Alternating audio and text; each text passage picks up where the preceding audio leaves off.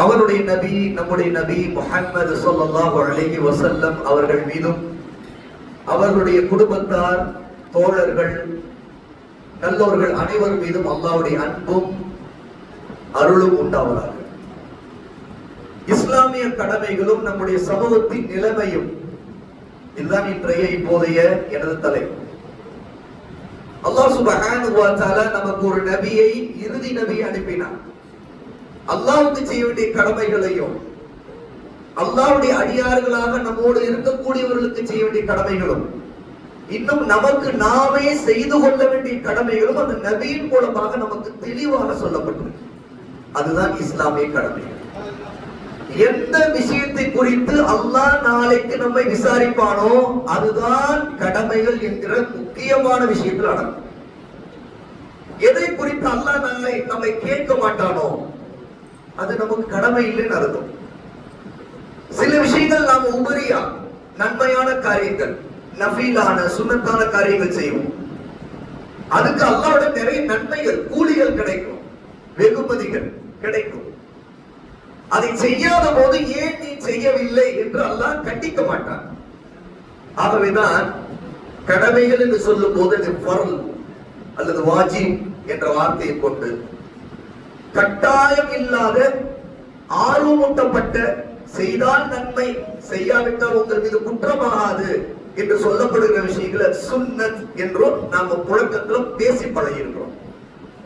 5 வேளை தொழுகை இல்ல, சுபூஹ் 2 ரக்காத், துஹர் 4, அஸர் 4, மக்ரிப் 3, இஷா 4 சொல்லும் போது இதெல்லாம் ஃபர்தான தொழுகைகள்.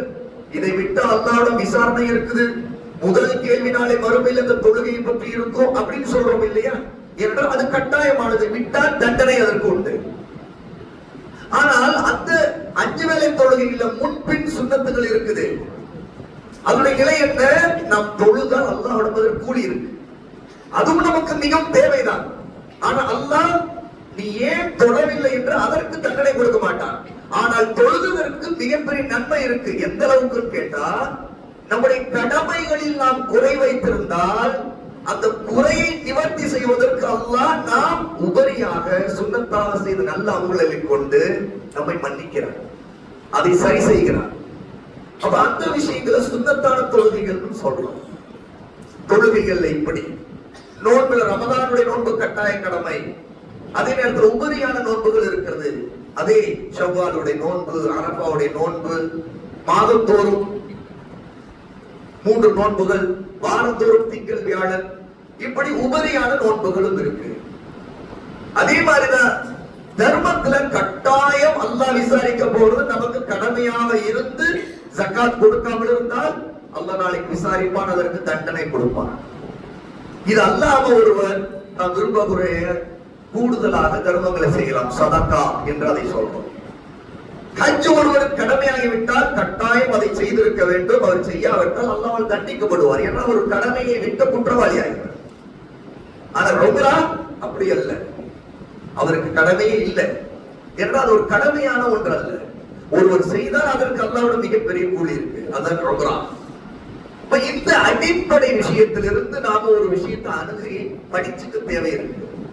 இன்றைய நம்முடைய சமுதாயம் இஸ்லாமிய கடமைகள்ல எந்த அளவு கவனம் செலுத்தி இருக்கு, எவ்வளவுக்கு எவ்வளவு தூரமாகவும் அதை பற்றிய அக்கறை இல்லாமலும் அல்லாஹ்வுடைய எச்சரிக்கைகளுக்கு, தண்டனைகளுக்கு மிகப்பெரிய நெருக்கடியில் சிக்கிக் கொண்டிருக்கிற சமுதாயமா நாம இருந்து கொண்டிருக்கிறோம் அப்படின்னு நினைத்து பார்க்க வேண்டியது. சரி, அப்படி என்ற இஸ்லாமிய கடமைகளை பற்றி அறிவு, இதை எங்கிருந்து நாம் ஆரம்பிப்பது அப்படி ஒரு கேள்வி. முதல் கடமை என்ன தெரியுமா? நாம் எல்லாரும் இஸ்லாமிய கடமையில் முதல் கடமை என்ன என்று சொன்னா 5 இஸ்லாமிய கடமைகள் இருக்கு. புனியல் இஸ்லாமு அலா ஹம்ஸ், இஸ்லாம் 5 மீது கட்டப்பட்டிருக்கு. ஒரு கட்டடத்திற்கு தூண்கள் போல இஸ்லாம் கட்டப்பட்டு நிறுத்தப்பட்டிருப்பதற்கு தூண்களாக 5 தூண்கள் இருக்கு. அர்கானுல் இஸ்லாம், இஸ்லாமிய தூண்கள், இஸ்லாமிய அடிப்படைகள் என்ன? ஷஹாதத் யா லா இலாஹ இல்லல்லாஹ் வ அன்ன முஹம்மது ரசூலுல்லாஹ், வணங்குவதற்குரிய உண்மையான இறைவன் அல்லாஹ்வை தவிர வேறு யாரும் இல்லை, முஹம்மது ஸல்லல்லாஹு அலைஹி வஸல்லம் அல்லாஹ்வுடைய தூதர் என்று சாட்சி சொல்வது. இரண்டாவது இகாமிஸ் ஸலாத், தொழுகையை நிலைநிறுத்துவது, தவறாமல் தொழுவது, ஜகாத்தை தவறாமல் கொடுத்து வருவது, ரமதானுடைய மாதத்தில் நோன்பு வைப்பது, ஹஜ் செய்வது, இந்த இஸ்லாமிய 5 கடமைகளை நாம் சொல்வோம். உண்மைதானே? இஸ்லாமிய கடமைகள் முதல்ல இல்லாம ஞாபகம் வரும்.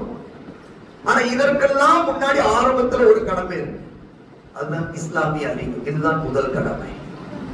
ஏன்னா இந்த கடமைகளை பற்றி அறிவில்லாமல் எப்படி அதை ஒருவர் செய்வார்? இஸ்லாமிய அறிவில்லை ஒருத்தருக்கு லா இலாஹ இல்லல்லாஹ் முஹம்மது ரசூலுல்லாஹ்வுடைய ஷஹாதாவை பற்றி அறிவில்லை, ஒருவருக்கு தொழுகையை பற்றி அறிவில்லை, ஒருவருக்கு நோன்புனா என்னன்னு தெரியும், நோன்பை எப்படி ஆரம்பிக்கணும் எப்படி முடிக்கணும் தெரியும், நோன்பு எதனால முடியும் எதனால முடியாதுன்னு தெரியாது. ஒருத்தருக்கு ஜக்காத் எவ்வளவு இருந்தால் கடமையாகும், யாருக்கு கொடுக்கப்படணும், எந்தெந்த பொருளுக்கு ஜக்காத் கொடுக்கணும், இதை பற்றி தெரியாது. இன்னொருத்தருக்கு ஹஜ் எப்படி செய்யணும்னே தெரியாது. அப்படி என்றால் இது ஒரு விஷயத்தை நமக்கு சொல்லிக் கொடுக்குது. இஸ்லாமிய கடமைகளில் எல்லா கடமைகளையும் செய்வதற்கு எது கடமையாக இருக்குமோ, எது வழியாக இருக்குமோ, அதுதான் முதல் கடமை. அதுதான் இஸ்லாமிய அறிவாளி. தொலபுல் இல்மி ஃபரீதத்துன் அலா குல்லி முஸ்லிம். அல்லாஹ்வுடைய நபி ஸல்லல்லாஹு அலைஹி வஸல்லம் அனஸ் இப்னு மாலிக் ரலியல்லாஹு அன்ஹுடைய மிக பிரபலமான நபில் முஸ்லிம்கள் ஒவ்வொரு அதிகமா கேள்விப்பட்ட ஒரு ஹதீஸ் என்ன? ஒவ்வொரு முஸ்லிமின் மீதும் கடமையாக இருக்கின்றது இஸ்லாமிய அறிவை, கல்வியை தேடிக்கொள்வது. என்றால் தேடாம, கற்றுக்கொள்ளாம, படிச்சுக்காம, அதற்கு எந்த முயற்சியும் செய்யாம இஸ்லாமிய எந்த கடமையும் நம்மால் நிறைவேற்ற முடியாது. அல்லாஹ்வுடைய நபியிடம் அவருடைய தோழர்கள் சஹாபா ரலியல்லாஹு அன்ஹும் அஜ்மஈன், அல்லாஹ் அவர்கள் அனைவரையும் பொருந்திக் கொள்வார்கள். அவர்கள் இந்த கடமைகளை பற்றி அல்லாஹ்வின் நபியிடம் மார்க்கத்தை, கல்வியை தேடினார்களா இல்லையா? அதனால்தான் இன்னைக்கு அவருடைய நபி தோழர்கள் என்று அறியும். ஏன் நபியின் தோழர்களாக அவருடைய அந்தஸ்து உயர்த்தப்பட்டவர்களாக ஆனது? ஏன் அவர்களுக்கு அல்லாஹ் தஆலா மிகப்பெரிய அங்கீகாரத்தை, சொர்க்க நற்செய்தி அல்லாஹ் அவர்களுக்கு சொன்னான்? ஏனென்றால் அவர்கள் இஸ்லாமிய கடமைகளை பற்றி அறிவோடு அதை சரியாக எப்படி நிறைவேற்ற வேண்டும், அந்த கடமைகளில் எப்படி உண்மையாக இருக்க வேண்டும் என்பதை அறிந்தார். அதற்கான கல்வி அவர்கள் தேடினார். அதற்காகத்தான் நபி தோழர்கள் தம்முடைய சொந்த ஊரை விட்டு, சொத்து சுகங்களை விட்டு, எல்லா சோதனைகளையும் சந்தித்துக் கொண்டு மக்காவில இருந்து ஹிஜ்ரத் செய்தார். அப்படின்னா என்ன? இஸ்லாமிய கடமைகளை நிறைவேற்ற வேண்டும், அதற்கான அறிவு யாரிடம் இருக்குது? நபியிடம் இருக்குது. நபி வழியாகத்தான் அல்லாஹ் வஹி இறக்குகிறான். அப்போ வஹி யார் வழியாக இறக்கப்படுவது? அவரிடம் போய் உட்கார்ந்து மார்க்கத்தை படித்துக் கொள்ளாமல், அவருக்கு அல்லாஹ் தஆலா வேதத்தை இறக்குகிறார். அந்த வேதத்தின் வார்த்தைகளை காதால் கேட்டு, அவருடைய சொல்லால் விளங்கி, அவருடைய வாழ்க்கையால் புரிந்து கொண்டு அதை பின்பற்றுவதற்காகத்தான் ஹிஜ்ரத் ஆச்சு. ஹிஜ்ரத் செய்யாம ஒரு சில நபி தோழர்கள், நபியும் மக்காவில் இருக்கிற முஸ்லிம்களும் எல்லாம் கிழக்கு மதீனாவுக்கு போன பிறகு ஒரு சிலர் ஊரிலேயே இருந்தாங்க. மக்காவில் அல்லாஹ் அவர்களை கண்டித்தான். எந்த அளவு கண்டித்தான் தெரியுமா? அவங்க ஹிஜ்ரத் செய்யாம இருந்தால் மரணத்தின் நேரத்தில் மரணத்தின் வானவர் அவர்களை அடித்து துன்புறுத்தி வேதனை செய்வார் என்று கண்டித்தார். சூரா நிசாவுடைய 97வது ஆயம்.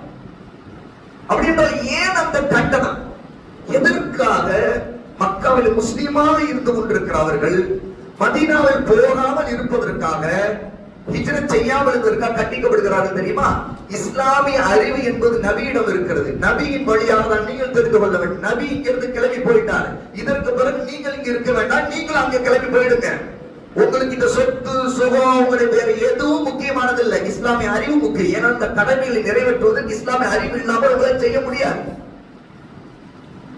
அப்ப அல்லாஹ் தஆலா இந்த கடமையை அவர்கள் மீது விதித்து, இது ஃபர்த், மார்க்க கல்வி கற்றுக்கொள்வது ஃபர்த் அப்படிங்கறத ரசூலுல்லாஹ் தேட சொல்றாங்க. தேடுதல் என்பது என்ன? நாம எதை தொலைத்துட்டோம் அதை தேடுவோம். நாம இஸ்லாமிய அறிவு என்பது ஒரு தொலைக்கப்பட்ட பொருள். அது எங்க கிடைக்கும்னு தேடணும், யாரிடம் கிடைக்கும் என்று தேடணும், எப்ப கிடைக்கும்னு தேடணும். இந்த தேடலோடு போகும்போது என்னுடைய மார்க்கத்தை, எனக்கும் அல்லாஹ்வுக்கும் உள்ள உறவை, அவனுடைய பிரியத்தை, அவன் என்னை எதற்காக படைத்தான், அந்த நோக்கம் பூர்த்தி ஆகணும். நான் இங்க நிலையா இருக்க போறதில்லை, நான் எங்க இருந்தாலும் நான் அங்க நிலையா இருக்க போறதில்லை, என் ரப்பிடம் போய் நிற்க வேண்டியது இருக்குது. ஆகவேதான் எனக்கு ஒரு கஷ்டம் வந்தா கூட இன்னா லில்லாஹி வ இன்னா இலைஹி ராஜிஊன் சொல்றேன். நிச்சயமா அல்லாஹ்வுக்குரியவர், அல்லாஹ்விடம் திரும்பி போகிறவர்கள் சொல்றேன். அப்படி என்றால் அந்த ரப்பிடம் போகக்கூடிய நான் எப்போது வேண்டாலும் எனக்கு மரணம் வரும். அப்ப இஸ்லாமிய கடமைகளை பற்றி அறிவு இல்லாமல் நான் எப்படி இருக்கிறது? ரசூலுல்லாஹி ஸல்லல்லாஹு அலைஹி வஸல்லம் இஸ்லாமிய அறிவை 3 வகைப்படுத்தி சொன்ன ஒரு ஹதீஸ் அப்துல்லாஹ் இப்னு அம்ர் ரலியல்லாஹு அன்ஹு அறிவித்து இமாம் அபூ தாவூத் ரஹிமஹுல்லாஹ் சுனன் அபூ தாவூதிலே 2885வது செய்தியாக இதை பதிவு செய்கிறார். இதை இமாம் அல்பானி ரஹிமஹுல்லாஹ் சஹீஹ் என்று உறுதி செய்கிறார். அல் இல்முல் ஸலாத்தா, இஸ்லாமிய அறிவு என்பது 3ஆக இருக்கிறது. வமா சிவா தாலிக் ஃபஹுவல் ஃபத்ல், இந்த 3ஐ தவிர்த்து உள்ள மற்ற அறிவெல்லாம் சிறப்புக்குரியதாக இருக்கலாம். ஆனால் இல்மு 3ஆக இருக்கிறது. அறிவு, இஸ்லாமிய அறிவு 3. ரசூலுல்லாஹ் சொல்றாங்க ஆயத்துல் முஹ்கமா, முதலாவது வகை என்ன தெரியுமா? அல்லாஹ்வுடைய ஆயத்துகள்ல உறுதிப்படுத்தப்பட்ட எந்தவித குழப்பத்திற்கும் தெளிவு இல்லாம இருக்கின்ற நிலை இல்லாம தெளிவாக அழுத்தத்திற்கு சொல்லப்பட்டதை பற்றி அறிவு. குல் ஹுவல்லாஹு அஹத், நபியே சொல்லுங்கள், அல்லாஹ் அவன் ஒருவன் தான், அவன் ஒருவன் தான் இறைவன், அவன் ஒருவன் தான் வணக்கத்திற்குரிய. இதுல ஏதோ குழப்பம் இருக்குதா? இது ஆயா முஹ்கமா. அல்லாஹ் தஆலா நாம உண்ணக்கூடியதுல இது உண்ணக்கூடாது தடுத்து இருக்கிறான். பன்றி இறைச்சி உண்ணக்கூடாது, ரத்தம் உண்ணக்கூடாது. இதுல ஏதோ குழப்பம் இருக்குதா? ஆயத்துல் முஹ்கமா மிக தெளிவா இருக்கு. என்னவெல்லாம் அல்லாஹ்வுடைய ஆயத்துல முஹ்கமாவாக உறுதிப்படுத்தப்பட்டு தெளிவாக எந்த விதத்தில் கருத்து வேறுபாடுகள் வைத்து அங்கே விவாதிக்கிறதுக்கு இடமே இல்லை. அப்படி ஒன்றை பற்றி அறிவு முதல் வகையானது. இல்லை என்றால் அடுத்தது ரசூலுல்லாஹ் சுன்னத்துல் காயிமா, நிலைநிறுத்தப்பட்ட சந்தேகத்திற்கு இடமில்லாத உறுதியாக்கப்பட்ட நபி ஸல்லல்லாஹு அலைஹி வஸல்லம் சுன்னாதான் என்று மெய்ப்படுத்தப்பட்ட நபி வழி. இதை பற்றி அறிவு. இதை யார் கற்றுக்கொண்டாங்க? முதல்ல நபி தோழர்கள் கற்றுக்கொண்டாங்க. நபி ஸல்லல்லாஹு அலைஹி வஸல்லம் அவர்களை கண்ணால பார்க்கிறாங்க, அவங்க பேசுறத காதால கேட்கிறாங்க, அவங்களோடு பழகுறாங்க, அவங்க சிரிக்கிறதை பார்க்கறாங்க, அவங்க அழுகிறதை பார்க்கறாங்க, நடக்கிறதை பார்க்கறாங்க. எல்லாத்துலயும் ரசூலுல்லாஹ்வுடைய சுன்னா என்னங்கிறது தாயிமா, அத வெளிப்படை நிலையா உறுதியா கண்ணுக்கு முன்னாடி தெரியுது. இது அப்படியே பார்த்து பார்த்து பார்த்து யார் பின்பற்றுகிறாங்க? சஹாபா. அப்ப நபி தோழர்கள் வழியா ரசூலுல்லாஹ்வுடைய சுன்னா என்று நபி வழி இது என்று எதெல்லாம் நிலைய ஆதாரப்பூர்வம் நிரூபிக்கப்பட்டு விட்டதோ அந்த சுன்னா ரசூலுல்லாஹ் இரண்டாவது வகை அறிவுங்கிறார் கல்வியில. மூன்றாவது ஃபரீதத்துன் ஆதில, நிலைநிறுத்தப்பட்ட கடமையாக்கப்பட்ட நீதி. மார்க்கத்தில் நமக்கு எது நீதி என்று சொல்லப்பட்டிருக்கிறோ அது எந்த விஷயத்திலாக இருந்தாலும் சரி அந்த நீதியை பற்றி அறிவு நமக்கு இருக்க வேண்டும். ஒரு கணவர் மனைவியிடம் எப்படி நீதியாக இருக்க வேண்டும் அதை பற்றி அவருக்கு அறிவு இருக்க வேண்டும். ஒரு பிள்ளை தன் தாய் தந்தையிடம் நீதியாக நியாயமாக நடப்பதை மார்க்கம் அவருக்கு சொல்லி இருக்கிற அறிவுரை என்ன அதை பற்றி அவருக்கு அறிவு இருக்க வேண்டும். ஒரு வியாபாரி தான் பொருளை விற்கிறார், ஒருத்தர் வாங்குகிறார், இதுல நியாயமாக நீதியாக அவருக்கு கடமையான அந்த வியாபாரத்தை பற்றி சட்டம் அவருக்கு தெரிந்திருக்க வேண்டும். ஒருத்தர் கணவன் மனைவியாக இருக்கிறார்கள், அப்படி என்றால் என்ன? அவர்கள் உறவு கொள்வார்கள். உறவு கொள்வதில் கடமையாக்கப்பட்ட சரியான நீதி அவர்களிடம் அநியாயத்தை செய்யக்கூடாது, பாவத்தை செய்யக்கூடாது. எல்லா விஷயத்திலும் ஒரு தாய் தந்தை சொந்த பந்தம் சொத்து பங்கிடப்படுகிறது, நீதியாக அந்த சொத்து பங்கிடப்பட வேண்டும்.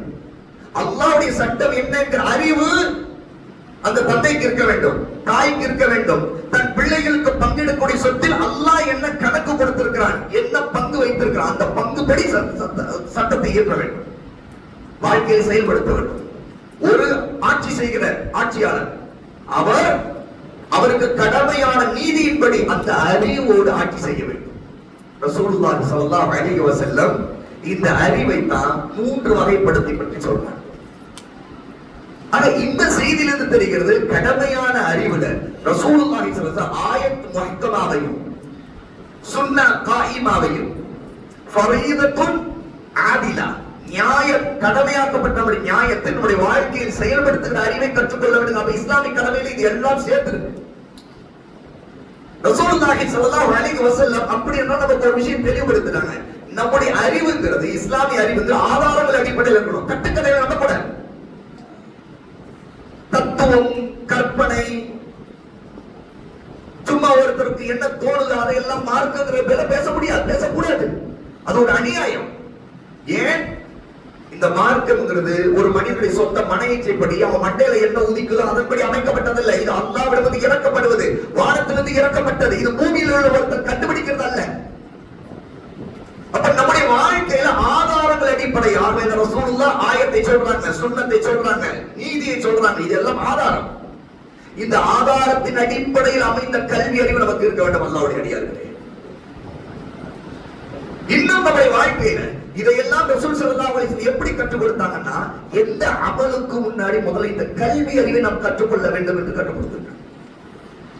அல்லாஹ் தன்னுடைய நபிக்கும் இதை சொல்றாங்க. சூரா முஹம்மத் 47வது சூராவுடைய 19வது ஆயா. ஃபஅலம் அன்னஹு லா இலாஹ இல்லல்லாஹ் வஸ்தக்ஃபிர் லிதம்பிக வலில் முஃமினீன் வல் முஃமினாத். அல்லாஹ் தஆலா நபிக்கு சொல்கிறான், நபியே தெரிந்து கொள்ளுங்கள், நன்கு கற்றுக்கொள்ளுங்கள், படித்துக் கொள்ளுங்கள், நீங்கள் அறிந்து கொள்ள வேண்டும். அன்னஹு நிச்சயமான உண்மையான ஒரு செய்தியை தெரிந்து கொள்ள வேண்டும். என்ன தெரியுமா? லா இலாஹ இல்லல்லாஹ், வணக்கத்திற்கு தகுதியான இறைவன், எல்லா வணக்க வழிபாடுகளுக்கும் சொந்தக்காரன், முழு உரிமை உள்ளவன். அவனுக்குரிய வணக்கங்களில் எந்த ஒன்றுக்கும் எவனுக்கும் அதை பெற்றுக் கொள்வதற்கு அதை உருவாக்கிக் கொள்வதற்கு தகுதி இல்லை. அப்படிப்பட்ட எல்லா இபாதத்துகளுக்கும் சொந்தக்காரனாக அல்லாஹ், அவனை தவிர எவனும் இபாதத்திற்குரியவன் இல்லை. இதை நீங்க தெரிந்து கொண்ட பிறகு உங்களுடைய பாவங்களுக்காக மன்னிப்பு இஸ்திக்பார் எப்ப செய்ய வேண்டுமா? முதல்ல ரப்பு யாரு, இபாதத்துக்குரிய அந்த இலாஹ் யாரு, இதை நீங்க தெரிந்து கொண்டு அதற்கு பிறகு நீங்க இஸ்திக்பார் செய்யுங்க. இஸ்திக்பார்ங்கிறது அமல், உண்மையா இல்லையா? இஸ்திக்பார்ங்கிறது அல்லாஹ்வுடைய மன்னிப்பு கேட்பதற்கு ஒரு அமல். இந்த அமல் செய்வதற்கு முன்பு யாரிடம் இஸ்திக்பார் கேட்க வேண்டும், எவன் மன்னிக்க தகுதி உள்ளவன், நான் யாரிடம் மன்னிப்பு கேட்க வேண்டும் அறிவு எனக்கு இருக்க வேண்டுமா இல்லையா? அவன் அல்லாஹ் சொல்லுகிறான், ஃபஅலம், நீங்கள் இல்மை கற்றுக்கொள்ளுங்கள். எந்த இல்மனா? முதல்ல அன்னஹு லா இலாஹ இல்லல்லாஹ், வணக்கத்துக்கு அல்லாஹ்வை தவிர யாரும் இல்லை என்று அறிந்து கொள்ளுங்கள். பிறகு வஸ்தக்ஃபிர் லிதம்பிக, பிறகு உங்களுடைய பாவங்களுக்காக நீங்க மன்னிப்பு அவனிடம் கேளுங்கள். வலில் முஃமினீன், இன்னும் முஃமினான ஆண்களுக்காக பாவ மன்னிப்பு கேளுங்கள். வல் முஃமினாத், இன்னும் முஃமினான பெண்களுக்காக நீங்கள் பாவ மன்னிப்பு கேளுங்கள். அல்லாஹ் வல்லாஹு யஅலமு தகல்லபகும் வ மஸ்வாக்கும். அல்லாஹ் இதை சொல்லிவிட்டு சொல்லுகிறான், என்ன தெரியுமா சொல்லுகிறான்? உங்களுடைய நடமாட்டத்தை, நம்பிக்கையாளர்களே, முஸ்லிம்களே, நீங்கள் என்ன செய்துட்டு இருக்கீங்க, எங்க போறீங்க, என்ன வரீங்க, எங்க தங்குறீங்க, அது எந்த இடம், எல்லாத்தையும் அல்லாஹ் அறிஞ்சவனா இருக்கிறான். அல்லாஹ் பார்க்காம நீங்க எதுவுமே செய்ய முடியாது, நீங்க தப்பிக்க முடியாது. இது அல்லாஹ் தஆலா நபிக்கும் ஒரு எச்சரிக்கை செய்யறான், நம் எல்லோருக்கும் எச்சரிக்கை செய்யறான். முஃமினான ஈமான் கொண்ட ஆண்கள் பெண்கள் எல்லாருக்கும் எச்சரிக்கை செய்யறான். அப்படின்னா அல்லாஹ் தான் வணக்கத்திற்குரிய அறிவு இல்மு ஒருவருக்கு வந்து விட்டா அவன் பார்க்கிறான், அவனுடைய பார்வையிட்டு தப்பிக்க முடியாது. எங்கே ரகசியமா இருந்து கொண்டு ஒருத்தர் ஹராமான வேலையை செய்ய முடியாது, எந்த பெண்ண ஹராமித்தனத்தை செய்ய முடியாது. ஏன்னா நாம நடக்கிறதும் அசைகிறதும் போறதும் வர்றதும் படுக்கிறதும் எழுதுறதும் பேசுறதும் பேசாம இருக்கிறதும் மௌனமா மனசுக்குள்ள என்ன நினைக்கிறது எல்லாத்தையும் அவன் அறிஞ்சிருக்கிறான். எந்த இடத்துல இதெல்லாம் நடந்துகிட்டு இருக்குதோ அவன் அறிஞ்சிருக்கிறான். அவன் அறிஞ்சிருக்கும் போது நீ எப்படி அவன்கிட்ட மறைச்சு நீ வாழ முடியும்? உங்க எந்த அசைவுமே அவனுக்கு தெரியுமே, நீ மூச்சு விடுறான் தெரியுமே, உன்னுடைய இதயத்துல லப்டப் லப்டப் துடிச்சிட்டு இருக்கிற துடிப்பு சத்தம் அவனுக்கு தெரியும், அவனுக்கு கேட்கும். அப்படி இருக்கும்போது நீங்க எப்படி தப்பிக்க முடியும்? ஆகவே முதல்ல அல்லாஹ் யாருங்கிற அறிவை தெரிந்து கொள், அல்லாஹ்வுடைய தன்மையை தெரிந்து கொள், அவருடைய உயர்வு பண்பு, அவருடைய வல்லமையை தெரிந்து கொள். இந்த இஸ்லாமிய கடமை இங்கிருந்து ஆரம்பிக்குது. அப்ப இஸ்லாமிய அறிவுங்கிறது முதல்ல அல்லாஹ்வை பற்றி அறிவிலிருந்து ஆரம்பிக்குது, லா இலாஹ இல்லல்லாஹ் அறிவிலிருந்து ஆரம்பிக்குது. என்னுடைய எந்த அமலுக்கு முன்பு, நம்ம எந்த செயலுக்கு முன்பு முதலில் அதை பற்றி அறிவு நமக்கு தேவை. இஸ்லாமிய அறிவு தேவை, அவருடைய சட்டங்களை பற்றி அறிவு தேவை. நம்ம பல நேரங்களில் தப்பு செய்யறதுக்கு முக்கியமான காரணம் என்ன? ஒருத்தர் இஹ்லாஸாக ஒரு தப்பு பண்ணுவார். எப்படி விதல் செய்யறாங்க, என்ன காரணம்? எல்லாரும் விதல் செய்யறவங்க எல்லாருமே ஏதோ அவங்க ஏதோ ஒரு சைத்தானுக்கா செய்யறாங்கன்னு நினைக்க முடியுமா நம்ம? இல்ல.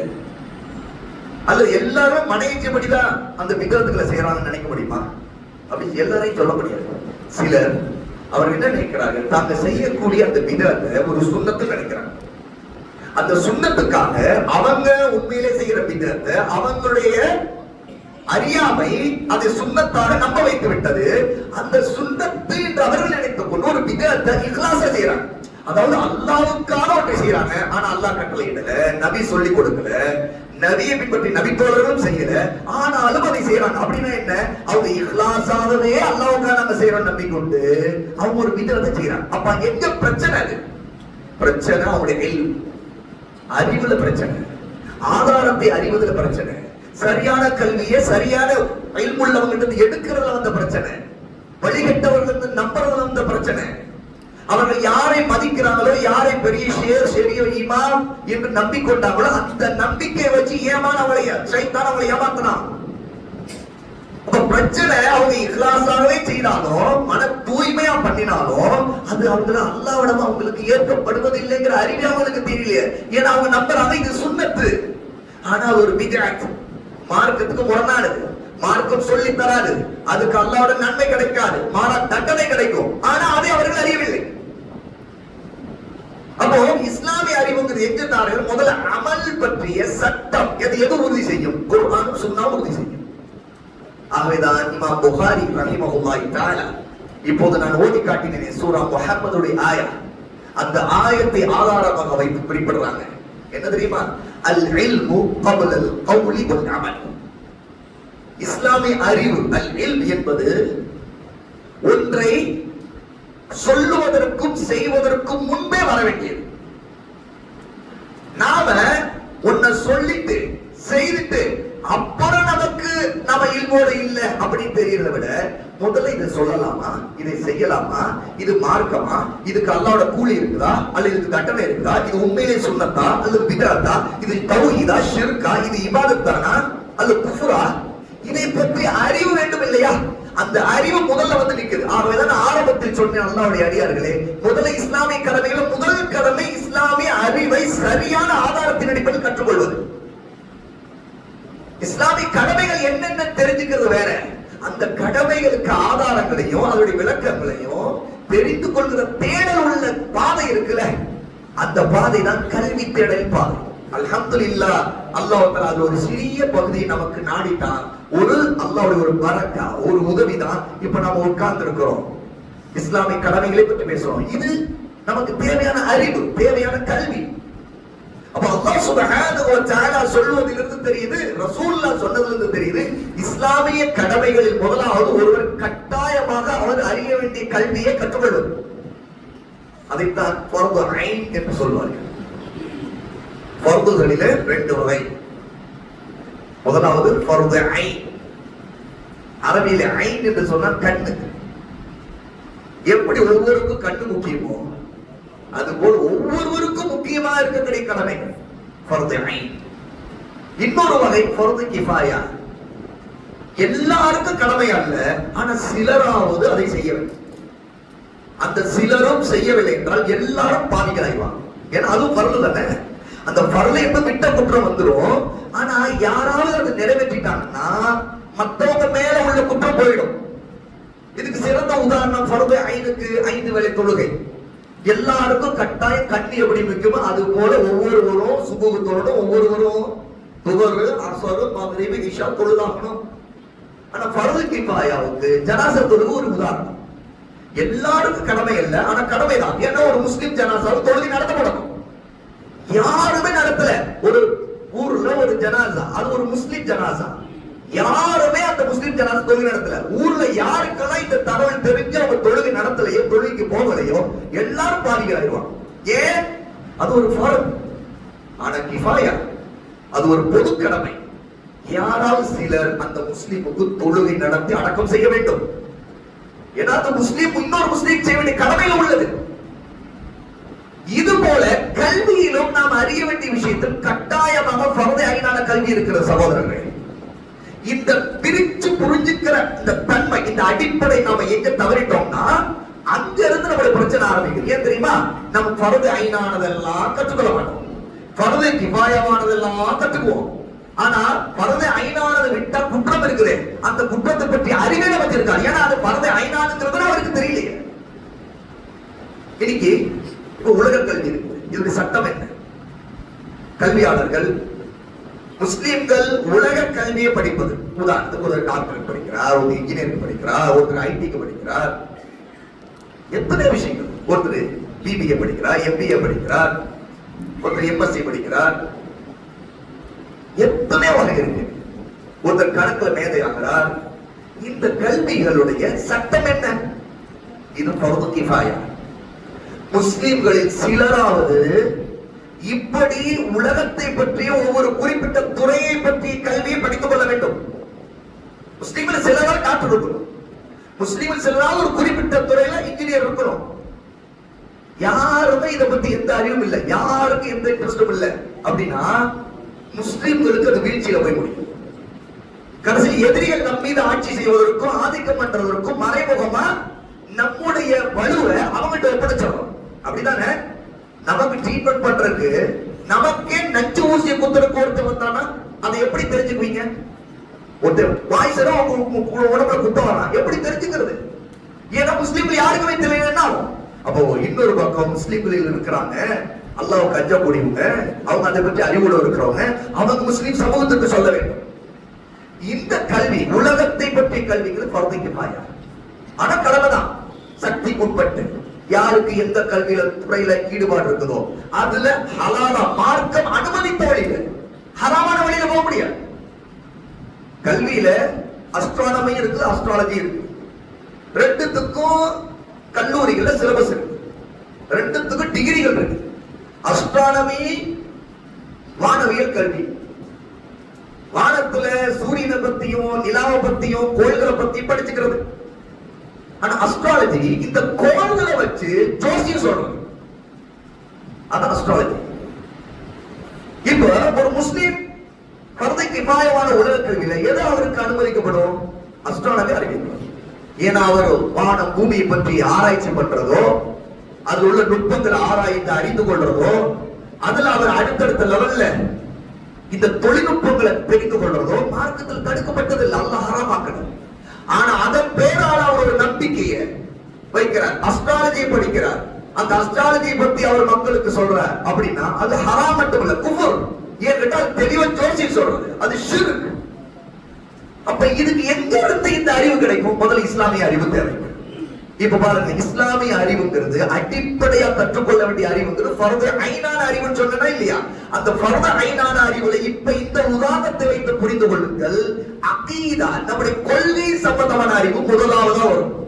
ஏன்னா அந்த கொள்கையை பற்றி ஒருத்தர் படிக்கிறான், அவனுக்கு அறிவே இல்லைன்னா என்ன ஆகும்? அவன் அஸ்ட்ராலஜி படிச்சுக்கிட்டு அதெல்லாம் அவன் பெரிய டாக்டரேட் பண்ணிட்டு இருப்பான். அவர் ஷிர்க்குக்கும் குஃபருக்கும் டாக்டரேட் பண்ணிட்டு இருப்பான். ஆனா தன்னை முஸ்லீம் நம்பி கொண்டிருப்பான், அவனுக்கு தொழுகிறவனாக இருந்திருப்பான். ஆனாலும் அவனுக்கு தெரியல இது ஒரு குஃபர், இது ஷிர்க், இது அவனை மார்க்கத்தை விட்டு வெளியேற்றி விடும். இந்த கல்வியை படிக்க கூடாது, இது சிகருடைய கல்வி, சிகர் சூனியம் செய்வனை சம்பந்தப்பட்ட கல்வி அது அஸ்ட்ராலஜிங்கிறது. அப்ப இதெல்லாம் மார்க்கத்துல ஷிர்க்கும் குஃபரும் இருக்கிற இந்த அறிவு ஒருவருக்கு, ஒரு முஸ்லிமுக்கு இஸ்லாமிய அடிப்படை அகீதாவை பற்றி அறிவில்லாவிட்டால் அவர் எப்படி கண்டுபிடிப்பாரு? ஒருத்தர் சுத்தம் சுகாதாரம், தன்னை அலங்கரித்துக் கொள்வது, தன்னுடைய ஸ்கின்னை எப்படி வச்சுக்கிறது, தன்னுடைய தோலை எப்படி வச்சுக்கிறது, பல விஷயங்கள், தன்னுடைய தலைமுடி எப்படி வச்சுக்கிறது, அதை எப்படி பராமரிக்கிறது, முடி உதிர்னா என்ன ட்ரீட்மெண்ட், இப்படிலாம் பல விஷயம் இருக்குதுல்ல. அப்போ ஒருத்தர் பியூட்டிஷியன் படிக்கிறார், ஆனா அந்த பியூட்டிஷியன்ல எது மார்க்கம் தடுத்திருக்குன்னு அவருக்கு தெரியும். அப்ப புருவ முடிகளை எடுக்கிறது மார்க்கம் தடுத்த ஒன்று. பியூட்டிஷியன் நான் தொழிலுக்கு போயிட்டு புருவ முடிகளை எடுப்பேன் அவர் படிச்சுட்டு அதை செய்துட்டு இருந்தானா அவர் ஹராமான ஒன்று செய்யறாரா இல்லையா? தாடியை சிறைக்கிறது அதோட சேர்ந்தது தானே. ஒருத்தர் சலூன் கடை வைக்கிறார், தாடியை சிறைக்கிறதுக்கு அவரே பிளேடு போட்டு மழிக்கிறார், ஷேவிங் பண்றார். இது தெளிவா அவர் வெட்டினதுக்கெல்லாம் ஹலால், அந்த காசு ஹலால். தெளிவா வந்து ஷேவிங் பண்ணிட்டு அதுல 100 ரூபாய் வாங்குறாரு, 50 ரூபாய் வாங்குறாருன்னா அந்த 50 100 ஹராம். ஏன்கிட்ட ரசூலுல்லாஹ் சொன்னாங்க, தெளிவா நமக்கு தெரியும், தாடியை வளர விடுங்கள்.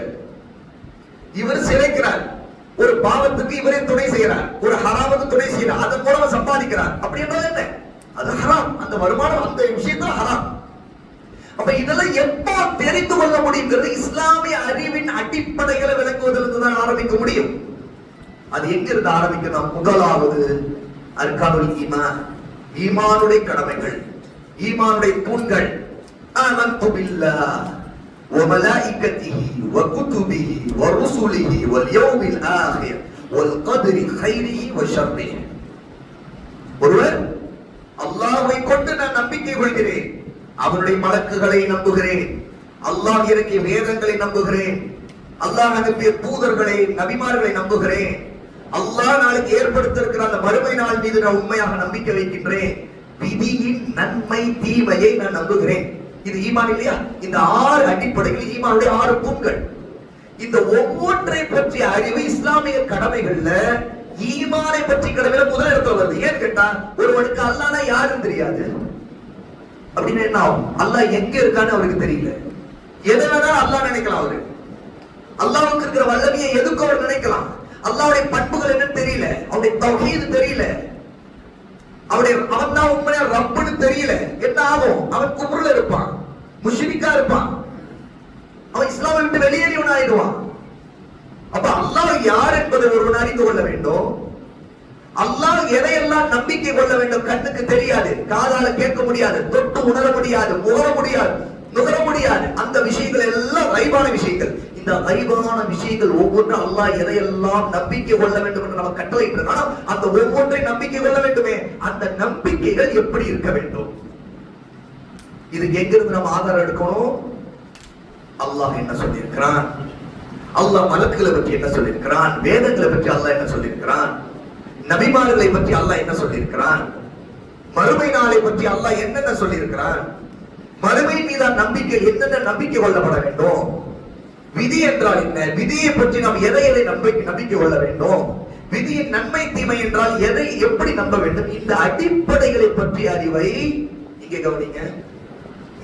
இந்த அடிப்படைகளை பற்றிய அறிவை ஒருவர் நம்பிக்கை சம்பந்தப்பட்ட இந்த கொள்கைகளை பற்றிய அறிவை கற்றுக்கொள்ள வேண்டும். இது முதலாவது. அடுத்தது இது நம்பிக்கைகளா? அடுத்து செயல்பாடுகளோடு சம்பந்தப்பட்ட அடிப்படைகள் இருக்குது, கடமைகள் இருக்குது. அது அர்கானுல் இஸ்லாம், இஸ்லாமிய தூண்கள், இஸ்லாமிய அடிப்படைகள். இந்த இஸ்லாமிய அடிப்படையில் முதல்ல ஷஹாதா, அடுத்து தொழுகை, ஜகாத், நோன்பு, ஹஜ். இந்த ஒவ்வொன்றை பற்றி கடமைகளை பற்றி அறிவு நமக்கு தேவை. அந்த கடமைகளை பற்றி அறிவு இல்லை என்றால் ஒருத்தர் எப்படி அதை அமல் செய்ய முடியும்? செய்ய முடியாது. அதற்கடுத்து ஒருத்தர் இந்த ஒவ்வொன்றை செய்கின்ற விஷயத்துல அவர் ஒரு முஸ்லீம் இல்லையா, அவர் இந்த உலகத்துல வாழணும் இல்லையா? அப்படி என்றால் அவருக்கு இந்த உலக வாழ்வாதாரம் தேவைப்படுது, வருமானம் தேவைப்படுது.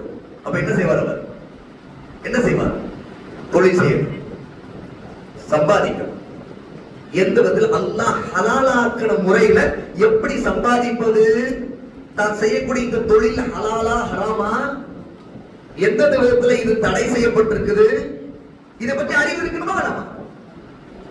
ஒரு வியாபாரம் செய்யணும், எந்த வியாபாரத்தை செய்யுங்கிறத முடிவு செய்யறதுக்கு முன்னாடி அந்த வியாபாரத்துல லிஸ்ட் பண்ணும் போது முதல்ல வந்து முடிவு பண்ணணும், இந்த வியாபாரம் ஹராம், இதை நாம விட்டுறணும், செய்யக்கூடாது, இதெல்லாம் ஆகுமானது. சரி, லிஸ்ட் பண்ணியாச்சு. அடுத்து இந்த வியாபாரத்தை இன்னும் ஆகுமான முறையில் செய்யணும்.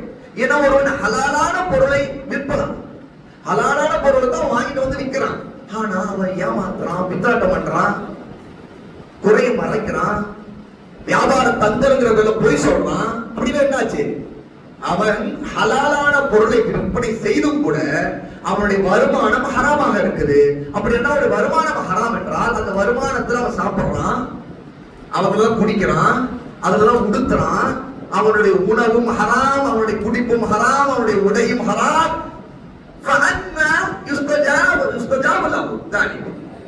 எப்படி அவனுடைய துஆ அல்லாஹ்வுடைய ஏற்கப்படும்? ரசூலுல்லாஹ் கேக்குறாங்க.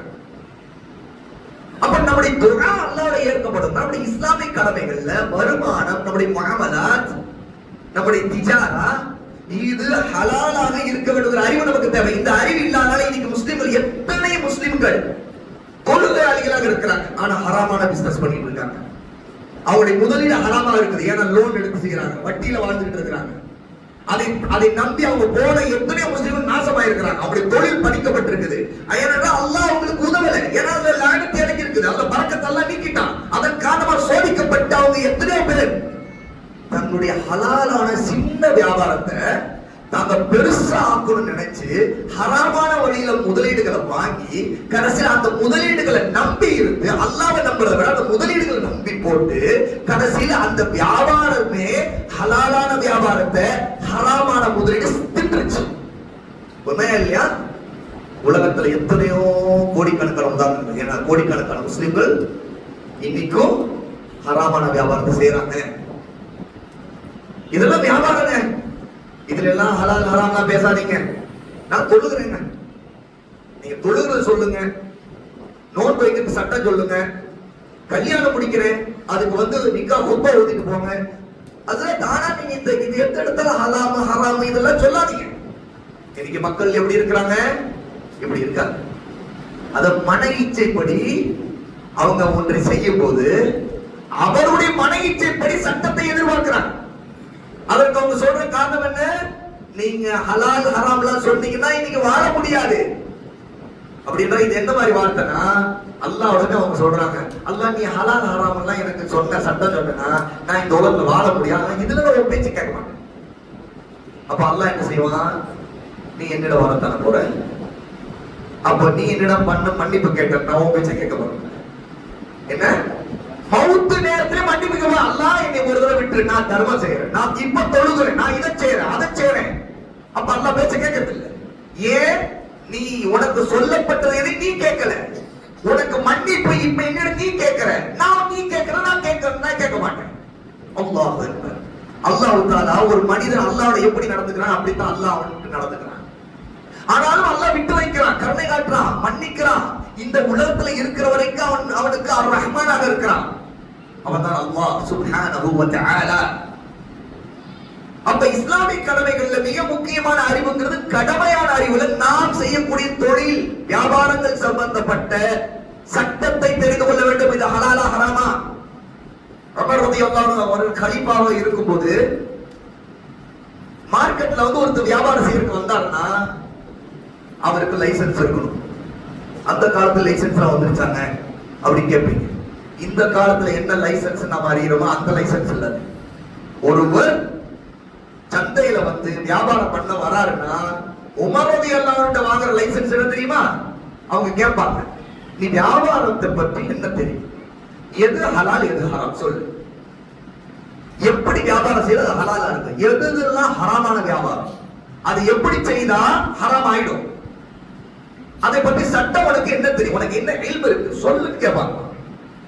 அந்த மனுஷன் வந்தவன் எனக்கு அதை பத்தி தெரியாது, அல்ல உமர் ரலியல்லாஹு அன்ஹு கேட்கிற கேள்விக்கு மாத்தா தப்பு பதில் தப்பு சொல்றானா உடனே அவங்க சொல்லுவாங்க, உனக்கு இதுல அறிவு இல்லை, இல்மு இல்லை, நீ வியாபாரம் பண்றதுக்கு தெரிய தயாரா இருக்கிற, நீ ஹராம செய்வ, ஹராமான வியாபாரத்தை பண்ணுவ, உனக்கு இங்கே இடம் தரப்படாது, உனக்கு அனுமதி தரப்படாது, நீ போ இல்முள்ளவரிடம் போ, அவரிடம் வியாபாரத்தை பற்றி சட்டங்களை கேட்டு தெரிந்து படித்துக் கொண்டு அதற்கு பிறகு என்னிடவா, உனக்கு நான் வியாபாரம் செய்வதற்கு இடம் தருகிறேன், அனுமதி தருகிறேன். அப்படின்னு என்ன? இஸ்லாமிய அறிவு என்பது நம்முடைய வணக்க வழிபாடுகள் தொழுகை சம்பந்தமான அறிவு மட்டும் அடங்காது. பிரதானமா இந்த உலகத்துல உயிரோடு வாழ்றதுக்கு வருமானத்தை சம்பாதிக்க வேண்டியது இருக்கு இல்லையா, அதை பற்றி அறிவுல இருந்தே அது இருக்கு. அது மட்டுமா? எதுக்காக ஒருத்தர் சம்பாதிக்கிறான்? அவன் வாழ்ந்துட்டு இருக்காங்க, வெறும் அவன் மட்டும் தனியா வாழ போறானா? வானத்துல குதிச்சு தனியா ஒரு காட்டுல போய் தனியா வாழ போறானா? இல்ல, அவன் தன்னுடைய தாய் தந்தை பிள்ளைகள் மனைவி எல்லாரோட சேர்ந்து வாழ போறான். அப்படி என்றால் இவன் திருமணம் செய்வான், திருமணம் செய்த பிள்ளைகளை பெற்றெடுப்பான். அப்ப அவனுக்கு ஒரு குடும்பம் இருக்குது. இந்த குடும்ப வாழ்க்கையை பற்றி அறிவுங்கிறவனுக்கு முக்கியமா இல்லையா? கடமை. திருமணம் செய்ய போனா அவனுக்கு திருமணத்தை பற்றி சட்டம் தெரியல, யாரை திருமணம் செய்யணும், திருமணம் செய்த பிறகு மனைவி எப்படி இருக்கணும், அந்த ஒரு பெண் தன் கணவரை எப்படி நடந்து கொள்ளணும், அந்த அறிவை இல்லைன்னு வைத்துக் கொள்ளுங்க. அப்படி என்றால் மிக முக்கியமான இஸ்லாமிய அந்த வயதில் இருக்கிற அவருக்கு, திருமண வயதில் இருக்கிற பருவம் அடைந்த அவருக்கு தேவையான அடிப்படையான பரத ஐநான கல்வி அவருக்கு இல்லை என்ற அர்த்தம். அப்படி என்றால் அவர் மிகப்பெரிய குற்றத்தை செய்வார். ஹராமான திருமண உறவு இருக்கும், ஹராமான காரியங்களை செய்திருவாரு, திருமணத்துக்கு பிறகு மனைவியிடம் ஹராமான வேலைகளை செய்திருவாரு, அல்லது ஒரு மனைவிக்கு அந்த சட்டங்கள் எதையும் தெரியலன்னா ஹராமான முறையில் தன் கணவன் நடந்துக்குவாள். அப்போ ஒரு முஸ்லிமுக்கு, முஸ்லிமான ஆணுக்கும் பெண்ணுக்கு மிக முக்கியமான கடமைகள், இஸ்லாமிய கடமைகள் ஒன்று தன்னுடைய திருமண வாழ்க்கை பற்றிய சட்டத்தை பற்றிய அறிவு இருக்க வேண்டும். அப்படி என்றால் இன்னொன்று தெரியுது, நம்முடைய இபாதத் அது மட்டும் இல்லை, முஅமலாத், நம்முடைய குடும்ப வாழ்க்கை, இந்த ஒவ்வொன்றை பற்றி நமக்கு சட்டங்கள் தெரிந்திருக்க வேண்டும். ஆகவேதான் அப்துல்லாஹ் இப்னு மஸ்ஊத் ரலியல்லாஹு அன்ஹு ஒரு ஹதீஸ் இருக்குது, அற்புதமான ஹதீஸ். ரசூலுல்லாஹி ஸல்லல்லாஹு அலைஹி வஸல்லம் நமக்கு சொல்றாங்க, இன்னஹு லைஸ ஷைஉன் யுகர்ரிபுக்கும் மினல் ஜன்னதி வ யுபஇதுக்கும் மினன் நார் இல்லா கத் அமர்துக்கும் பிஹி.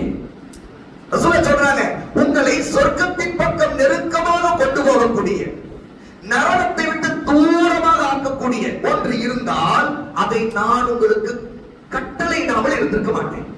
அப்படின்னா ரசூலுல்லாஹ் நமக்கு ஒரு கட்டளை இடுறாங்கன்னா அந்த கட்டளையுடைய மகத்துவம், அந்தஸ்து எப்படிப்பட்ட தெரியுமா? அது நம்மை சொர்க்கத்துக்கு பக்கத்துல கொண்டு போயிடும், உள்ள கொண்டு போயிடும். அதை பின்பற்றிட்டா, அந்த கட்டளை கீழ்ப்படிச்சா, படிச்சிட்டோம் அப்படின்னா, இல்ல அந்த கட்டளை புறக்கணிச்சிட்டோம் அப்படின்னா அது என்ன செய்யும் கேட்டா நரகத்துக்கு கொண்டு போயிடும். அப்ப சொர்க்கத்தை விட்டு அது தூரமாக்கிடும். கட்டளையை புறக்கணிச்சிட்டா நரகத்துக்கு பக்கத்துல கொண்டு போயிடும், உள்ள கொண்டு போய் தள்ளிடும். ரசூலுல்லாஹி ஸல்லல்லாஹு அலைஹி வஸல்லம் அடுத்து சொல்றாங்க, இதையும் கவனிக்கணும். وَلَيْسَ شَيْءٌ يُقَرِّبُكُم مِّنَ النَّارِ وَيُبَعِدُكُم مِّنَ الْجَنَّةِ إِلَّا قَدْ نَهَيْتُكُمْ عَنْهُ. எந்த கடமை, எந்த ஒன்று நரகத்திற்கு அருகே கொண்டு போய் உங்களை உள்ள தள்ளிடுமோ, சொர்க்கத்தை விட்டு தூரமா தள்ளிடுமோ, அப்படி ஒன்று இருந்தால் அதை பற்றி உங்களுக்கு சொல்லி அந்த காரியத்தை விட்டு உங்களை தடுக்காமல், அதை ஹராமாக்காமல், அதை விட்டு உங்களை விலக்காமல் நான் இருக்க மாட்டேன். அப்ப இதுல இருந்து தெரியுது, நாம செய்யக்கூடிய காரியம் ஒன்று கூடாது, இது நம்மை சொர்க்கத்தை விட்டு தூரமாக்கிடும், நரகத்துக்கு பக்கத்துல கொண்டு போயிடும் அப்படின்னு ரசூலுல்லாஹி ஸல்லல்லாஹு அலைஹி வஸல்லம் என்ன செய்திருப்பாங்களா, அதை பற்றி சொல்லி இது தப்பு, இது செய்யாத, இது ஹராம், இதை விட்டு விலகிக்கொள் அப்படி எச்சரிக்கை செய்திருப்பாங்க. அப்ப இதுல இருந்து தெரியும், இஸ்லாமிய அறிவு என்பது இதுதான். சொர்க்கத்துக்கு பக்கத்துல போறப்போ நரகத்துக்கு தூரமாக இருக்கான அறிவு இஸ்லாமிய அறிவு. அந்த அறிவுங்கிறது நபியின் கட்டளையிலிருந்து கிடைக்குது. சொர்க்கத்தை விட்டு எது தூரமாக்கிடுமோ, நரகத்துக்கு எது பக்கத்துல போமோ அப்படின்ற அதுல ஒரு அறிவு தேவைப்படுது. எது தப்போ அதை பற்றி அறிவை ரசூலுல்லாஹ் நமக்கு சொல்லி கொடுத்திருக்காங்க. அதுதான் இஸ்லாமிய அறிவு. இஸ்லாமிய அறிவுங்கிற ரெண்டு அம்சத்துல தான் இருக்கு. அல்லாஹ்வின் கட்டளைகள், நபியின் கட்டளைகள். இரண்டாவது அல்லாஹ்வும் நபியும் தடுத்தவை. இந்த ரெண்டையும் நம்முடைய வாழ்க்கையில் கடைபிடிக்கிறது இருக்குதுல. அல்லாஹ் கட்டளையிட்டதை எல்லாம் செய்யறது, அல்லாஹ் தடுத்ததை எல்லாம் விட்டு விலகிறது. நபி கட்டளையிட்டதை எல்லாம் செய்வது, நபி தடுத்ததை எல்லாம் விட்டு விலகுவது. இதுக்கு பேருதான் அரபில ஒரே வார்த்தையில சொல்லுவாங்க அத்தக்குவா.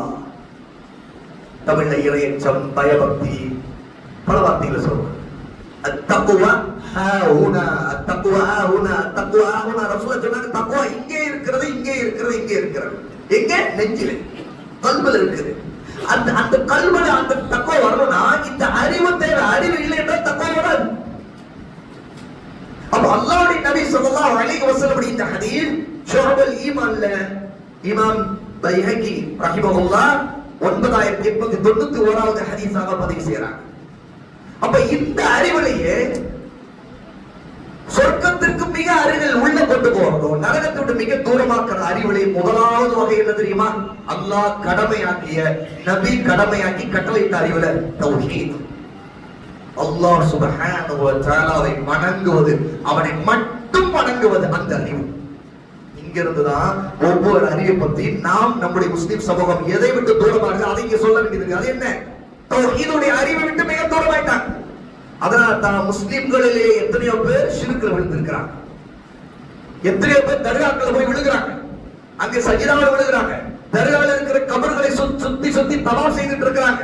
அந்த பக்கம் அல்லாஹ்வுடைய காபாவுக்கு போய் ஹஜ் செய்து அங்கே தவாப் செய்யறாங்க. இந்த பக்கம் நேர தர்காவில் இருக்கிற அடங்கி இருக்கிறவருடைய கபரையும் தவாப் செய்யறாங்க. எவ்வளவு பெரிய அடியா பாத்தீங்களா? ஆகவேதான் லுக்மான் அலைஹி ஸலாத்து வஸலாம் தன் மகனுக்கு சொன்னாங்க, சின்ன பையனுக்கு சொன்னாங்க, இன்ன ஷிர்க லதுல்முன் அதீம். நிச்சயமாக அல்லாஹ்வுக்கு இணை வைப்பது, அல்லாஹ்வுக்கு இணை வைத்து வணங்குவது, அது அநியாயங்களிலே மிகப்பெரிய அநியாயம். ஏன்னா இன்னைக்கு இன்னைக்கு தௌஹீதுடைய அறிவு மங்கி போச்சு. அது முஸ்லிம் சமூகத்திடம் ரொம்ப தூரமாயிடுச்சு. முஸ்லிம்களை அல்லாஹ் யாருக்கு கருணை காட்டினானோ அவர்கள் ஒரு சிலர் தான் தௌஹீதுடைய அறிவை கொண்டிருக்கிறாங்க. அது சில நல்ல தௌஹீதுடைய அறிவுள்ள உலமாக்கள் மூலமாக இந்த கல்வி நபியிடமிருந்து அந்த நபியின் வாரிசு சொத்துல மகத்தான சொத்து என்ன தௌஹீதுடைய அறிவு. எல்லா நபிமார்களும் சொன்ன செய்தி இதுதான். وَلَقَدْ بَعَثْنَا فِي كُلِّ أُمَّةٍ رَسُولًا أَنِ اعْبُدُوا اللَّهَ وَاجْتَنِبُوا الطَّاغُوتَ. ஒவ்வொரு சமூகத்திற்கும் ஒரு ரசூலை அனுப்பவே செய்தோம். அவர்கள் எல்லோருமே சொன்னது என்ன தெரியுமா? அல்லாஹ்வையே வணங்குங்கள், ஷைத்தான்களை விட்டு விலகிருங்கள், அல்லாஹ்வுக்கு இணை வைக்கப்படுகிற காரியங்களை விட்டு விலகிருங்கள், தாகூத்துகளை விட்டு விலகிருங்கள். இந்த அறிவுதான் எல்லா நபிமார்களையும் இந்த பூமிக்கு அனுப்பப்பட்டு சொல்லப்பட்ட செய்தியின் அடிப்படை. அல்லாஹ் தஆலா எதற்காக படைத்தான்? தௌஹீதுக்காக. வமா خلقtul ஜின்ன வல் இன்ஸ இல்லா லியஅபுதூன். ஜின்களை மனிதர்களை என்னையே அவர்கள் வணங்க வேண்டும் என்பதற்காக தவிர வேறு எதற்காக நான் படைக்கவில்லை அல்லாஹ் சொல்கிறார். அல்லாஹ் படைச்சது தௌஹீதுக்காக, அவனையே வணங்க வேண்டும் என்பதற்காக. ஆனா இன்னைக்கு மனிதர்களே, முஸ்லிம்கள் அல்லாஹ் வேதத்தை கையில வைத்திருப்பவர்கள், ஓதுகிறவர்கள், தினமும் ஒரு ஜுஸ் ஓதுவார். ஆனா அவருக்கு தௌஹீதுடைய அடிப்படை அறிவு இருக்காது. அல்லாஹ் அல்லாஹ்வோட பிரார்த்தனை செய்யக்கூடாது, அல்லாஹ் அல்லாஹ்வுக்கு அடுத்து பலியிடக்கூடாது, அல்லாஹ் அல்லாஹ்வோட சத்தியம் செய்யக்கூடாது. தெரியாது. தவக்குள்ளே பிரச்சனை, தவக்குள்ள ஷிர்க் வருது, தௌஹீது தெரியல. முஹப்பத்திலே ஷிர்க் வருது, அல்லாஹ்வுடைய இடத்தை வச்சு இன்னொருத்தரை நேசிக்கிறான், அல்லாஹ்வை நேசிப்பதை போல ஒருத்தர் நேசிக்கிறான். அப்படின்ற என்ன முஹப்பத்துல வர்ற ஷிர்க். அப்ப அல்லாஹ்வுடைய நபி கட்டளையிட்டதிலே தௌஹீத் மிக முக்கிய ஒன்று, தடுப்பதிலே ஷிர்க் மிக முதல் இடத்தில் இருக்கக்கூடியது. ஏனென்றால் ஷிர்க்கை அல்லாஹ் ஒரு காலம் மன்னிக்கவே மாட்டான். இன்னல்லாஹ லா யக்ஃபிரு அன் யுஷ்ரக பிஹி வ யக்ஃபிரு மா தூன ذلك லிமன் யஷா. நிச்சயமாக அல்லாஹ் தனக்கு இணை வைக்கப்படுவதை ஒரு காலம் மன்னிக்கவே மாட்டான். எப்போது? மறுமையில. இது அல்லாத வேறு பாவங்களை தான் நாடியவர்களுக்கு அல்லாஹ் மன்னித்து விடுவார். அது அவருடைய கருணை. நாடினால் மன்னிப்பான், நாடினால் தண்டிப்பான். ஆனால் ஷிர்க்க மறுமையில ஒரு காலம் மன்னிக்க, அவ்வளவு பெரிய பாவம். அந்த பாவத்தை, அதை பற்றி அறிவு இருக்கிற, இது பாவம், இது எவ்வளவு பெரிய அநியாயம், அல்லாஹ்வுக்கு இணை வைக்கின்ற இந்த பாவத்தை நான் செய்யலாமா? அப்படின்னா எனக்கு தௌஹீது நான் என்னன்னு தெரியலையே, என் ரப்பை பற்றி நான் அறிய வேண்டுமே, அவன் என்னை படைத்ததே அவனை வணங்கத்தான் என்று சொல்றாங்களே, அப்ப அல்லாஹ் எனக்கு இப்படி சொல்லி இருக்கிறானே, இதோ நான் படிக்கிற இந்த ஆயத்துல இதுதான் ஆதாரம் எனக்கு தெரிய வருது. அப்ப இந்த இஸ்லாமிய கடமைகள்ல இந்த தௌஹீதை பற்றி அறிவு, ஷிர்க்கை பற்றி அறிவு, ஏன்னா ஷிர்க்கை பற்றி அறிவு தான் தௌஹீதை பற்றி அறிவு. தௌஹீதை பற்றி அறிவு என்னன்னு கேக்குறீங்களா? ஒரே கேள்வி, அதுக்கு ஒரே பதில். தௌஹீதை பற்றி அறிவு என்றா என்னங்க? ஷிர்க்க பற்றி அறிவு. என்னங்க புரியலைங்க? என்ன தௌஹீதை பற்றி அறிவு என்னன்னு கேட்டா ஷிர்க்க பற்றி அறிவுங்கிறீங்க? ஆமாங்க, நீங்க ஷிர்க்கு என்னென்ன, எப்படி ஷிர்க்கு ஒருத்தட்ட வரும்னு தெரிஞ்சிட்டீங்கன்னா அப்போ உங்களுக்கு தௌஹீத் தெரிஞ்சிடும். ஏன்னா இரண்டையும் பிரிக்க முடியாது. இந்த அறிவு என்பது தௌஹீதுடைய அறிவு என்பது ஷிர்க்கை பற்றி சொல்லப்படுவதை கொண்டு தௌஹீதுடைய அறிவு உறுதியானது. ஆனவேதான் முதல்ல அல்லாஹ் அல்லாதவர்களை வணங்க மாட்டோம், வணங்க கூடாது, வணங்கப்பட தேவையில்லை, வணங்கப்படக்கூடாது என்பதனால தான் லா இலாஹ முதல்ல இருக்கு. அப்புறம் என்ன? இல்லல்லாஹ். இப்ப வணங்குவதற்குரியவன் அல்லாஹ்வை தவிர யாரும் இல்லைங்கிறத முதல்ல சொல்லும் போது, முதல்ல வணங்கப்படுவதற்கு எதுவும் தகுதியானது இல்லை, எல்லாம் நிராகரிக்கப்பட வேண்டும். யாரை மட்டும் வணங்கணும்? யாருக்கு மட்டும் இபாதத்து? அல்லாஹ்வுக்கு மட்டும்தான். அப்ப முதல்ல ஷிர்க் எல்லாம் மறுக்கிறது, குஃப்ர் எல்லாத்தையும் மறுக்கிறது, பிறகு தௌஹீதை கொண்டு உறுதிப்படுத்துறது. அப்ப ரெண்டையும் பிரிக்கவே முடியாது, ரெண்டுமே தூண்கள். நம்முடைய கலிமா ஷஹாதாவுக்கு இதுதான் தூண். அப்ப இந்த அறிவைத்தான் ரசூலுல்லாஹி ஸல்லல்லாஹு அலைஹி வஸல்லம் முதலாவது கடமையான அறிவாக நமக்கு சொன்னார். ஆகவே அன்பிற்குரியவர்கள், அல்லாஹ்வின் அடியார்களே, நம்முடைய இஸ்லாமிய கடமைகள்ல மிக மகத்தான மிக முக்கியமான கடமையை சொல்லித்தான் இங்கே நிறைவு செய்கிறேன். நான் ஆரம்பத்திலே இஸ்லாமிய கல்வி, அதனுடைய முக்கியத்துவம், அதுல எதை நாம் முதலாவது கற்றுக்கொள்ள வேண்டும், நாம் எதை பற்றிய கல்விகளை நாம் கவனம் செலுத்த வேண்டும். இன்னைக்கு பல நேரத்தில் நம்முடைய சமூகம் இதையெல்லாம் விட்டு தூரமாகி அடிப்படையாக கற்றுக்கொள்ள வேண்டிய விஷயங்களை எல்லாம் விட்டுட்டு தேவையில்லாத, எந்த பயனும் இல்லாத பயனற்ற கல்வியில நேரத்தை செலவழித்து மணிக்கணக்கில் வாட்ஸ்அப், மணிக்கணக்கில் பேசுறோம், மணிக்கணக்கில் நியூஸ் பேப்பர் வாசிக்கிறது, எதுவுமே தனக்கு எந்த பலனும் இல்லாத மணிக்கணக்கில் டிவி நியூஸ் சேனலை உட்கார்ந்து பார்த்துக்கிட்டு இருக்கிறது. ஆனா அதுல ஏதாவது நன்மை இருக்கா? ஏதோ நாளைக்கு அல்லாஹ்வோட ஒரு கூலி பெற்று தர போதா? இன்னும் சொல்லப்பட ஃபித்னா, முசீபா, எல்லா நாசங்களும் அசிங்கங்களும் ஆபாசங்களும் வெட்டியா நம்ம உள்ளத்துல குழப்பங்களும் கொண்டு வர தவிர வேற எதுவும் கொண்டு வர போவதில்லை. நிம்மதி கொண்டு வர போதா? இல்ல. ஷைத்தானை பற்றி ஷைத்தான் என்னென்ன அநியாயம் பண்றான்னு சொல்லிட்டு வேணா பாத்துக்கலாம். ஆனா அது தேவையே படாது நமக்கு. ஏன்னா நாம நியாயமா அல்லாஹ்வுக்கு உண்மையா இருக்கிறோம்ங்கிறத நாளைக்கு விசாரணை வரப்போகுது. நபி என்ன சொன்னாங்க? அல்லாஹ் நமக்கு என்ன கட்டளையிட்டு இருக்கிறான்? இதை பற்றி அறிவிலிருந்து ஆரம்பிச்சு அதை அமலாக மாற்றுவதில் தான் நம்முடைய இஸ்லாமிய கடமைகளுடைய ஆரம்ப வாழ்க்கையே நம்ம தொடங்குறோம். அந்த வாழ்க்கையிலே நாம் உண்மையாக இஸ்லாமிய கடமைகளை பற்றி சரியான அறிவை தேடி கல்வி உள்ளவர்கள் படித்துக் கொண்டு அதை வாழ்க்கையில் அமல்படுத்துவதை கொண்டு நம்முடைய சமூகத்தையும் அதன் பக்கம் அழைத்து சீர்திருத்தத்திலே கவனம் செலுத்தி, இந்த உள் சீர்திருத்தம் இல்லாமல் நமக்கு எந்த உதவியும் அல்லாஹ்வுடன் கிடைக்காது. ஆட்சி மாற்றமா இருக்கட்டும், நம்முடைய முஸ்லிம் சமூகம் எங்கெங்கயோ படுகிற அவஸ்தைகள், துன்பங்கள், அந்த கவலைக்குரிய செய்திகள் எல்லாத்துக்கும் தீர்வு முஸ்லிம் சமுதாயத்துக்கு அல்லாஹ்வுடைய உதவி இல்லைங்கிறது தான். உதவி வந்து விட்டால் தீர்வு கிடைச்சிடும். அந்த உதவி எப்போது வரும்? அல்லாஹ்வுக்கு உண்மையாக அவன் கட்டளையிட்டதை செய்வதிலிருந்து, அவன் கடமையாக்குவதில் உண்மையாக அவனுக்கு இருப்பதிலிருந்து தான் அது ஆரம்பமாகும் என்பதை உணர்ந்து நாம் அல்லாஹ்வுக்கு உண்மையாக அவனுக்கு கீழ்ப்படிந்தவர்களாக ஆகுவோமாக. அல்லாஹ் சுப்ஹானஹு வ தஆலா இந்த நிகழ்ச்சி ஏற்பாடு செய்த நல்லோர்களுக்கு எல்லா கூலிகளை வழங்க வேண்டும். இங்க வந்திருக்கிற எல்லோருக்கும் இந்த நல்ல விஷயங்களை கற்றுக்கொண்டு அமல் செய்யக்கூடிய பாக்கியத்தை அல்லாஹ் தர வேண்டும். அல்ஹம்துலில்லாஹி ரப்பில் ஆலமீன். அஸ்ஸலாமு அலைக்கும் வ ரஹ்மத்துல்லாஹி வ பரகாத்துஹு.